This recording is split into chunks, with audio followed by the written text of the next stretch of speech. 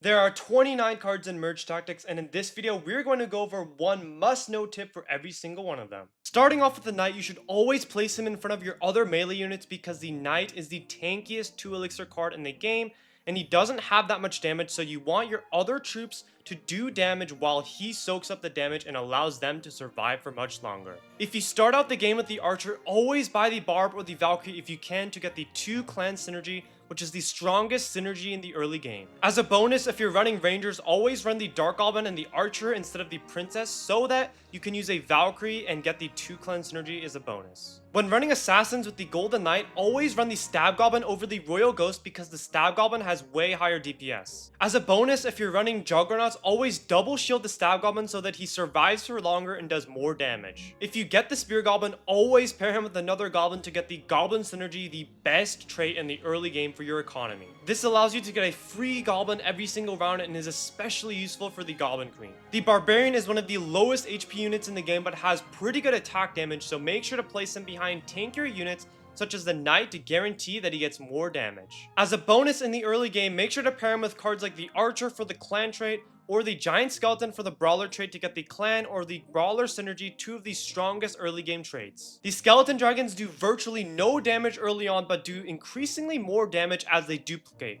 This means you should protect them for as long as you can because their value will increase exponentially as they continue duplicating. For the Wizard, place your frontline units to draw all of their units to one location. This allows your Wizard to do splash damage and hit multiple units at once. As a bonus, always use the Baby Dragon with the Wizard to get even more splash damage. Always place the Musketeer in the last row so that she has the most time to do as many knockbacks and stuns. You could also pair her with the Knight to get the cheap and effective Noble buff, or the Executioner to get the powerful Blaster synergy. For the Valkyrie, always place her in front of your other melee units so that the enemies can walk on all sides of her and guarantee that she does a lot of splash damage. If you can in the early game, always buy the P.E.K.K.A as she is one of the strongest early game units. This is because she has some of the highest base stats in HP and damage in the entire game, allowing her to destroy other units and stats alone.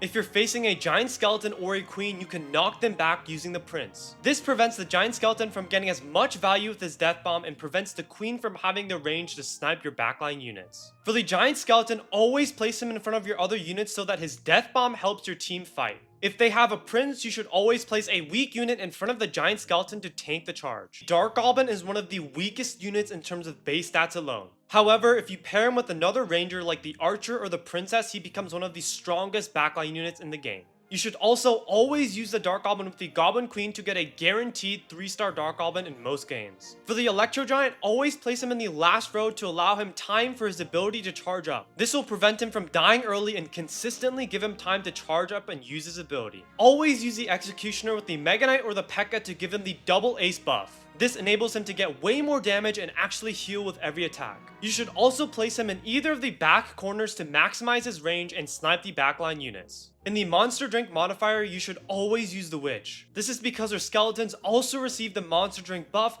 allowing you to spawn a tanky and powerful skeleton army. When facing the Witch, the Baby Dragon is the best counter. This is because if you pair the Baby Dragon with the Wizard, you can get free kills on the skeletons and farm up an infinite fire buff. The Princess attacks the furthest unit in her range of the entire board minus 1 row. This means that you can actually choose which target you want your Princess to go for. So if you want your Princess to target the backline, place her in the 3rd row, but if you want her to target the front line, place her in the furthest back row. The Electro Wizard is a very niche card, so you should only pair him with the E-Giant to get the electric trait.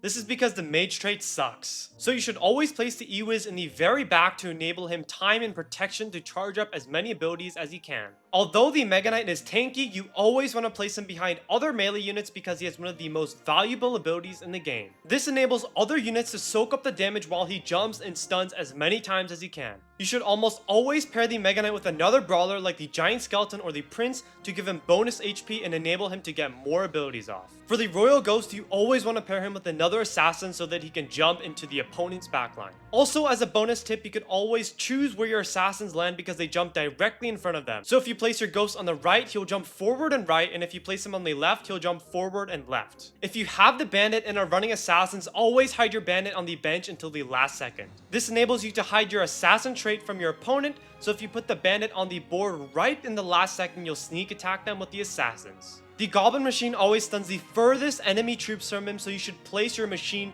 far away from troops that you actually want to stun. When using Juggernauts, you should also always place him behind other Juggernauts because he is the most valuable Juggernaut. The Skeleton King actually attacks with splash damage, so you want to place him further back so that he walks up at an angle and is able to pierce through multiple units. You should also place your Skeleton King near lower HP units so that he can kill them and get the skeletons much more quickly. When playing the Golden Knight, you always want to place him in front of one of your opponent's weakest units. This almost guarantees that he can get a dash and can get multiple kills and a lot of damage. For the Archer Queen, always place her in the very front row to snipe their backline, and place her in the third row to maximize her range if you want to target the front line. You want to snipe the backline if they have a stronger backline than their front line, such as if they have the Rangers. And you want to go for the front line if their backline is not as threatening. The Royale King, you will get 4 elixir per every loss regardless of how much HP you lose. This means that you should intentionally throw one of the first 3 rounds and lose by a small margin. This guarantees that you get the 4 elixir from his ability while losing the lowest HP possible.